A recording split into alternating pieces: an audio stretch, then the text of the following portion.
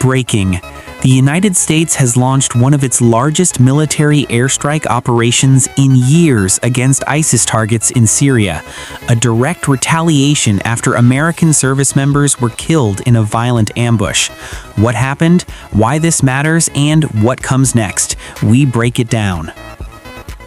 On December 13, 2025, a deadly ambush near Palmyra, Syria left 2 U.S. Army soldiers and a U.S. civilian interpreter dead, with several others wounded in an attack that U.S. officials believe was linked to Islamic State supporters. AP News. In response, the U.S. military launched a major counteroffensive codenamed Operation Hawkeye Strike. On December 19th and 20th, the United States struck more than 70 ISIS-linked targets across central Syria, including weapon sites, infrastructure, and operating positions. The Economic Times. The assault involved fighter jets, attack helicopters, and more than 100 precision-guided munitions. U.S. Central Command described the operation as extensive and said it also included support from the Jordanian Air Force in key areas. President Trump and Defense Secretary Pete Hegseth emphasized the operation was not the start of a wider war, but a forceful retaliation. Hegseth described it as a declaration of vengeance against those who killed American personnel. The Economic Times.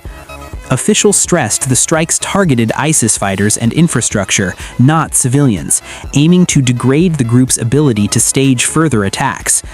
Although ISIS no longer controls large territory like it did at its peak, it remains capable of sporadic violence and terror operations across the region. These strikes show that the U.S. remains committed to counter-terrorism operations, even as it shifts strategic focus globally. The Economic Times. For many Americans, the deaths of service members overseas hit hard, and this operation reflects a pledge by U.S. leadership to respond decisively when citizens or troops are targeted. U.S. forces remain in Syria as part of ongoing coalition efforts with local partners. Analysts believe additional strikes or counter-terror actions could continue as long as ISIS cells pose a threat. Future developments will depend on how militants regroup and how U.S. and allied forces adapt.